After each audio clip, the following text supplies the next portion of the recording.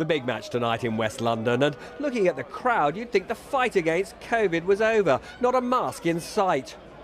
But the Prime Minister insisted victory can't yet be declared. COVID is still out there. The disease, sadly, still remains a risk. But I'm confident that we can keep going with our plan to turn jabs into jobs, and protect the gains that we've made together.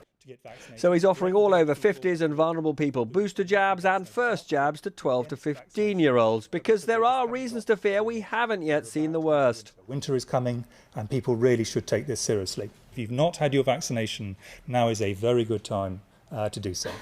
And as for the anti-vaxxers, he had this to say. There are also people who go around trying to discourage other people from taking a vaccine which could be life-saving or prevent them from having life-changing injuries to themselves.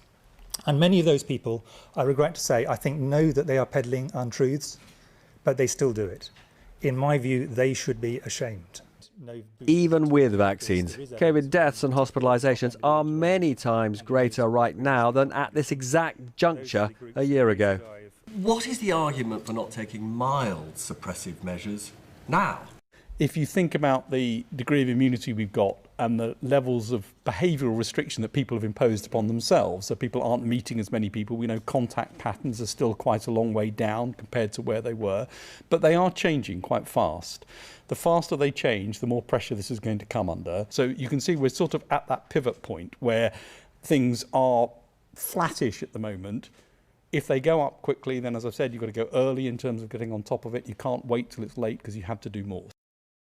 So that more to stem a rise in severe disease is the Prime Minister's Plan B. The possible reintroduction of compulsory face masks in shops, pubs and other such indoor settings.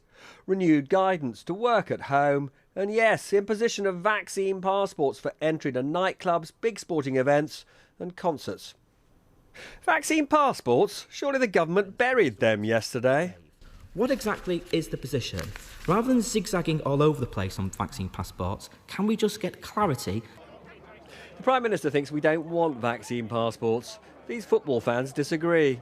I would feel a lot safer. I don't think I'd care. I wouldn't care at all. Yeah, I wouldn't mind. But, I mean, if it's easier to get in. I don't mind, actually. For me, if everyone had the 2 jabs, so shouldn't be a problem, basically. Being out and about like we used to do is liberating, but what the Prime Minister and his advisers made clear today is if we abuse those freedoms and hospitalisations surge, some of those freedoms will be snatched away fast. Robert Peston, News at 10.